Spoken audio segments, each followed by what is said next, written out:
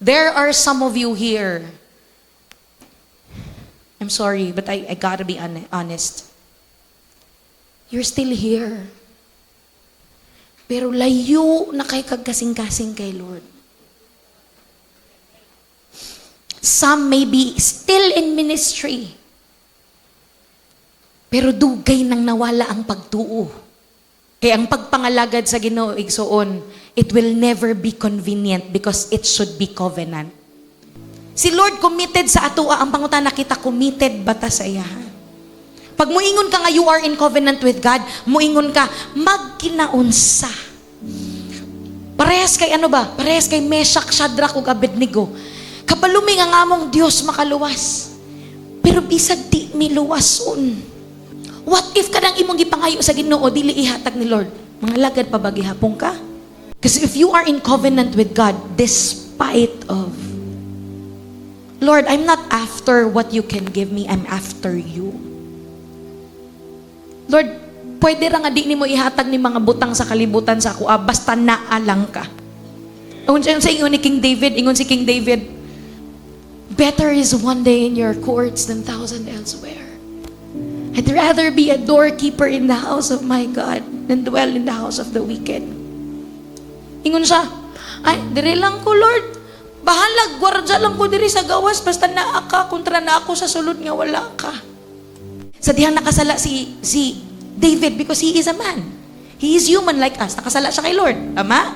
Nakakommit siya adultery, naka-murder pagid siya. Sa dihang girebuke siya ni Prophet Nathan, unsay gihimo ni King David? He faced the wall. And he wrote a song na perminti natong kantahon. Pero when David wrote that song, he was crying. Ngano man, he's not minding, Lord, hari ba ako ulawa ni oy? No. Naa siya gikahadlukan. Sa ingon niya, create in me a clean heart, O God. And sa sunod,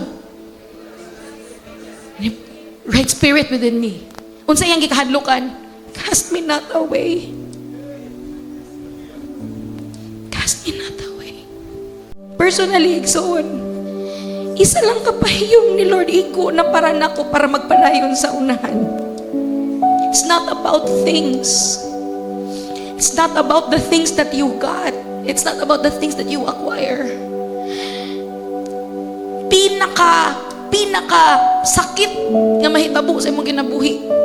Kanang naatanan sa imuha pero wala na si Lord. Naani mo tanan pero layo na ka kay Lord. Because covenant is a relationship. And tonight the Lord is calling you. God is not condemning you. Mura siyang nanawag ron, layo na ka. Malit na. Wala ka niya ginag-guilt trip karon kay daghan kag sala na siya. Halina. Gimingaw ka sa presence ni Lord. Halina. Kay kung gimingaw ka, mas gimingaw siya. Hallelujah. The Holy Spirit, the presence of God is here. Do not go home without an encounter. Pasalamati si Lord sa gibuhat niya para sa atong kaluwasan. And value the salvation that you have received. Hinumdumi, wala ka diri karon tungod sa mga butang nga imong ipangayo sa Ginoo. Naa ka diri tungod kay gihigugma kag taman sa amahan. Gihatag niya iyang bugtong na anak namatay para sa imuha o para sa ako. Jesus is the reason why we are here today.